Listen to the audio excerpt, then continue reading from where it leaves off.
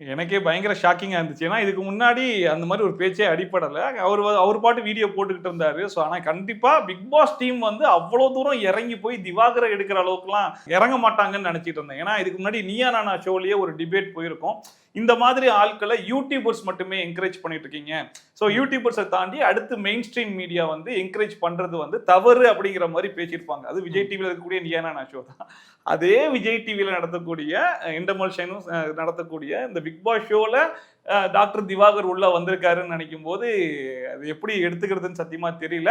And comment செக்ஷனை பார்க்கும்போது மக்களுடைய அந்த ரெஸ்பான்ஸை பார்க்கும்போது இந்த மனுஷனை ஏன் உள்ள விட்டீங்க, பிக் பாஸ் ஷோவுடைய தரமே குறைஞ்சிருச்சே அப்படிங்கிறது தான் நம்ம எல்லா இடத்துலையும் பார்க்க முடியுது. நமக்கே கொஞ்சம் முகம் துளிக்கிற மாதிரி தான் இருக்கு. ஏன்னா ஒரு நிறைய இடத்துல இன்டர்வியூஸ் மட்டுமே கொடுத்துட்டு இருந்தாரு. தன்னைத்தானே நடிப்பு அரக்கன் அப்படிங்கிற மாதிரி சொல்லிக்கிட்டு இந்த மாதிரி சுத்திக்கிட்டு இருந்த ஒரு மனுஷன் யாரும் இன்டர்வியூவே எடுக்காதீங்க, அவரை கண்டுக்காம விட்டுருங்க, அவரே காணாம போயிடுவாரு அப்படிங்கிற மாதிரி பேசிட்டு இருக்கும்போது இல்ல நாங்க பிக் பாஸ் ஷோக்கே எடுப்போம்னு சொல்லி எடுத்ததை டைஜஸ்டே பண்ணிக்க முடியல.